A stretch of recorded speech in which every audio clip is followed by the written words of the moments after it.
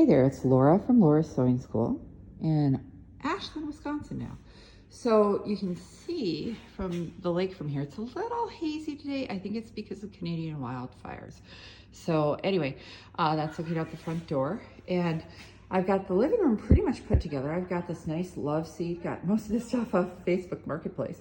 I've got some collapsible baskets here with wire frames, which are really fun. I even have a smaller one than that just takes a fat quarter to make. And my kind of big spool table over there with the lamp on it. I made the lampshade. And there's an owl sitting on it, which is a free pattern by Beck and Lundy. It's called an owl stuffy, so if you want to look for that.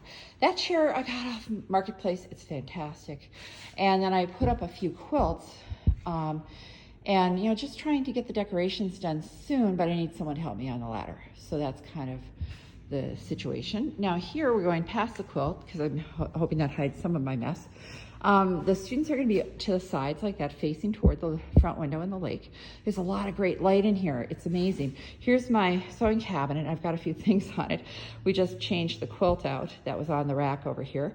And so that's sitting on there. And the pig needs to go back in its place in the window. And anyway, so there's that.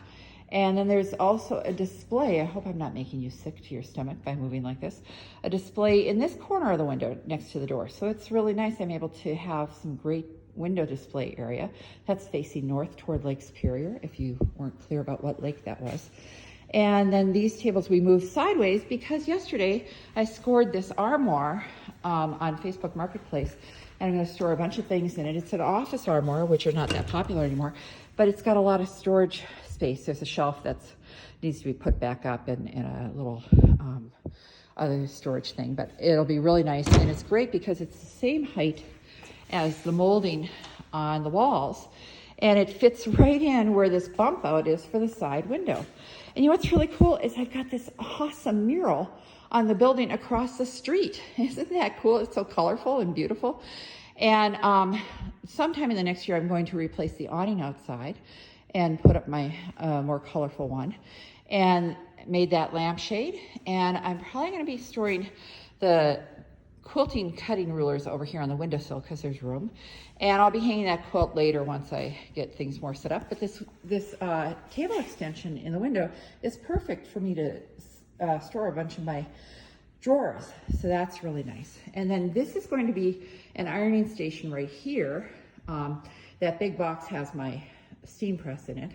And I have to figure out where that's going to go. But anyway, that's going to be an ironing station. And then back there, it's a bunch of empty boxes and such. But my other business, which is making flute accessories, is going to go in that corner or that corner. Those shelves, those rolling shelves, are going to go back into the storage room. And you can see I have ladders, but I need help putting things up. I've got some small artwork here on this table. This is a secondary cutting table until I can get another ping pong table.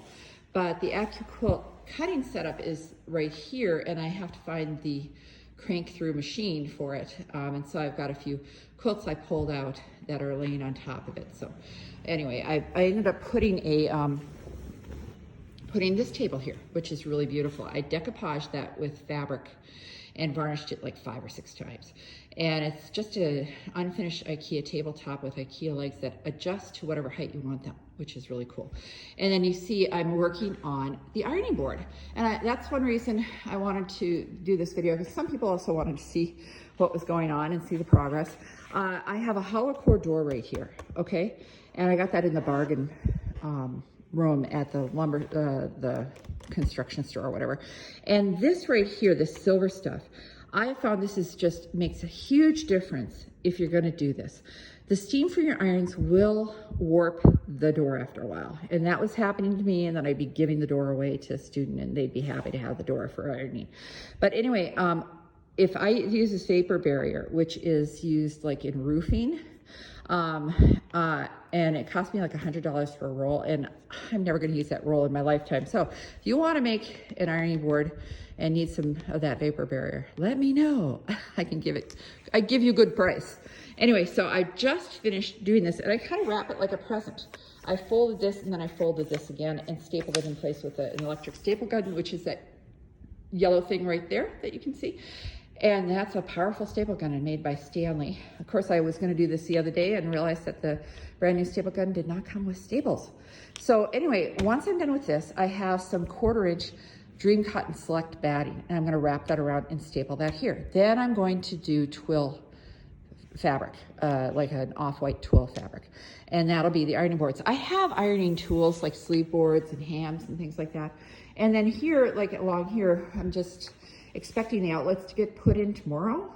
And so then once the outlets are in and the toilet gets replaced, which is supposed to happen this afternoon, though I haven't seen them yet, then I can open, which is great. So these tables I had mentioned a while back on my Facebook page. I had tray tables that I got for free from a friend, sanded them down, stained the edges with a colored stain, and then ironed on fabric. Now the first set I did, the material didn't stick as well as it should have. So they're a little bumpy, which I'm not happy about, but they still look good. But once I ironed them down, then I put 5 coats of water-based varnish on. And that sounds like a lot, but it goes really quickly because you can recoat after a half an hour. So this one right here, I don't even know who made that fabric, but I love the colors. And then this one I think is a Kate Spain, S-P-A-I-N, like the country, not Spade. She's a wonderful fabric designer, very creative, and all her stuff looks different, but I love all of it. And then this one over here is a Philip Jacobs called Zany. And don't those colors just look great with a teal stain? And for now, I'm going to be using these plastic folding tables until I get going, and then I'll order the same sewing tables I had back in Boston. But I did bring the chairs, which have the rollerblade wheels. If you didn't know about this and you hate the way your chair doesn't roll, these wheels, you can replace the wheels in your chair with rollerblade wheels. Just do a search for office chair rollerblade wheels. And it's so easy to do, and you will be glad you did it. So anyway, someone wanted to see my sewing cabinet once it was open, and this is not a really great view of it because it's got a lot of stuff on it. I'm doing everything, and sometimes it feels like I'm doing nothing. But anyway, I have this extension table that I have a mat on, and so I can do cutting over here. And then I've got this rainbow colored cabinet, has my threads in it.